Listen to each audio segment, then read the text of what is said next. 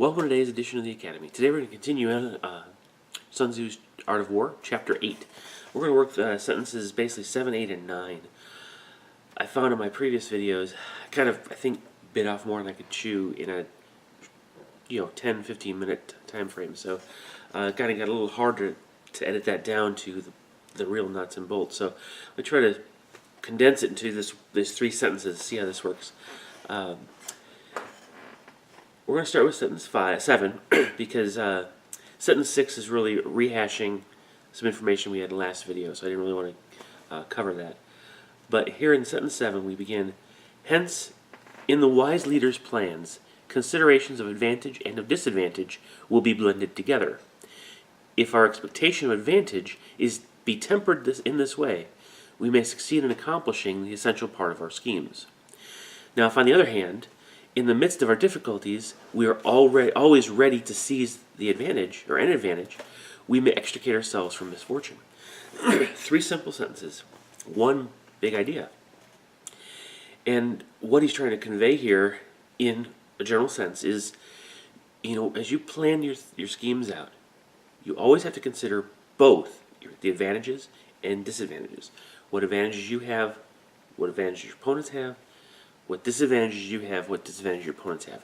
You always have to have these together, because if you only focus on one, you will be surprised and ill-equipped to basically shift gears when something turns. So, in the very first sentence, I like the way this one commentator from centuries ago said, Cao Kung says, whether in an advantageous position or a disadvantageous one, whichever one we find ourselves in, the opposite state should always be present in your mind.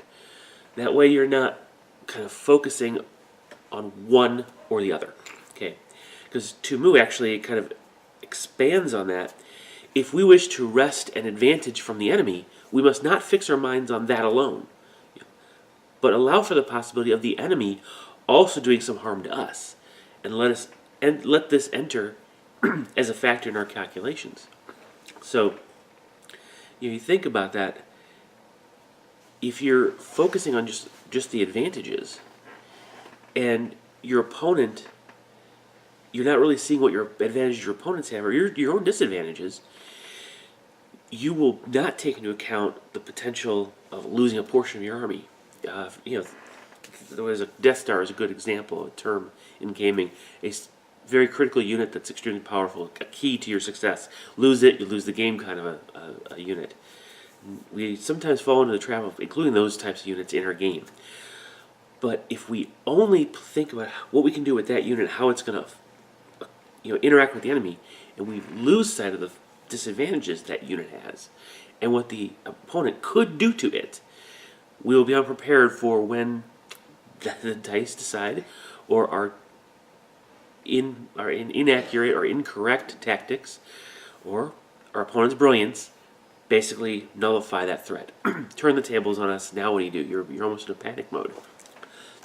Now, thinking in the other side of the coin, though, if you focus on the disadvantages, there is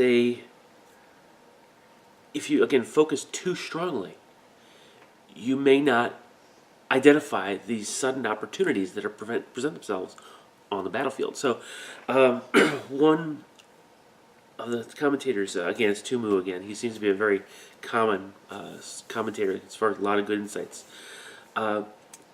When he looks at this disadvantage side,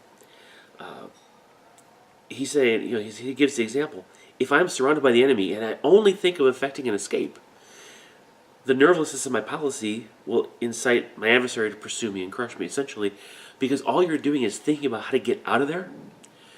Your opponent doesn't have to worry about you inflicting damage on him, so he can press all the harder. Now, if instead you realize you're in a disadvantageous position, or the tables have turned, or your army does have a weakness that's going to affect the game this time, you still have to keep in mind the possible advantages you can turn during the game, and watch for those. So though without a doubt you're fighting at a disadvantage, you are always watchful for that opportunity, because you've consciously chose to keep that in your mind. So that's what Sun Tzu's talking about in these several sentences. So again, remember, advantages and disadvantages, you have to look at them both, how they relate to each other, yours and your opponent's, both sides. How it all interacts determines what you have as possible successes available to you. If you only focus on one or the other, here's my strengths against here's my opponent's weaknesses, and you only focus on that, as soon as the tables turn, what are you going to do? You have to think on your feet. Now, some of us are good at that, some not so much. But you don't want to put yourself in that position. Even if you are good at handling those, it's probably not a good place to be, because you may not choose the best option to get out of it, and you might end up with a more costly victory. So, for example, let's put it in tournament speak, if you will. If you are focused on your advantage to your opponent's disadvantage, and you've got a strong game that you think you got, you could go and you're expecting to do out of, let's say there's 30 points in a game or a match available to you, and you think you're going to score 25 plus, but all of a sudden tables are turned.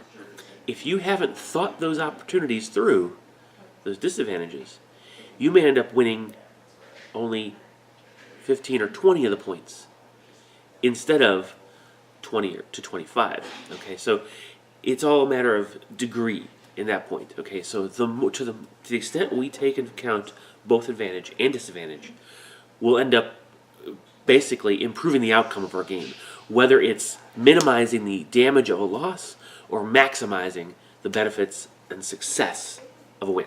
Okay, so I hope you got something out of that particular trio of sentences.